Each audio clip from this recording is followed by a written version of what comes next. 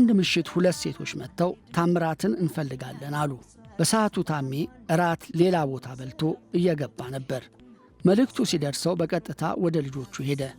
የሚያውቃት አንደኛዋን ነበር። ረጅም ጊዜ እንዳልተያዩ ያስታውቃል። እሱ ግን ልጅቷን በማግኘቱ ከመጠን በላይ ተደስቷል። የሚሆነውን ነበር ያጣው። ሥራ ከተጀመረ በኋላ እንኳን ብዙውን ሰዓት ያሳለፈው ከእሷ ጋር ነበር። ይህች ወጣት ከሁለት ቀን በኋላ ስትመጣ ታሜ ዝም ብሎ አልሸኛትም። እንድትመጣ የቀጠራትም እሱ ነበር። በሰዓቱ ብዙ የሚባል ገንዘብ አዘጋጅቶ ነበር። ያንን ሲሰጣት የኑሮ ጉዳት ፊቷ ላይ የሚያንጸባርቀው ወጣት ስቅስቅ ብላ ስታነባ ታይቷል። ዘግየት ብሎ ለወዳጆቹ ሲያጫውትም ልጅቷን 4 ኪሎ ነው የሚያውቃት።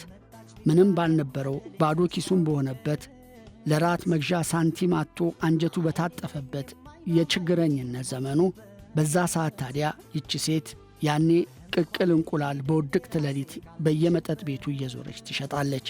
ተራው እስኪደርስ ድረስ ደጅ ብርድ ላይ ኩርምት ብሎ አስፋልቱን የሚቃኘው ቀጭኑ ታምራት ደስታ ያሳዝናታል።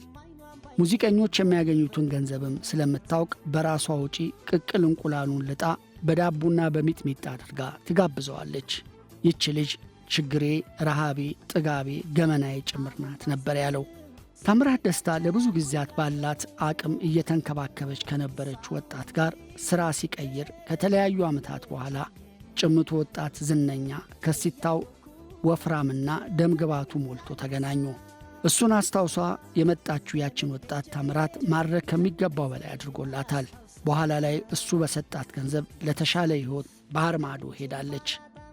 ታምራት እንዲህ አይነት ሰው ነው። ያሳለፈውን የነበረበትን የሚያረሳ ውለታ መላሽ ጭምር። እንኳን ሊሄድ እኔ ራሴ ካለችበት መጣች ቢባል ያን በደሌን ረስታው ድንገት አይን የለኝም አይኗን ባይኔ የማይበት እንኳን ሊሄድ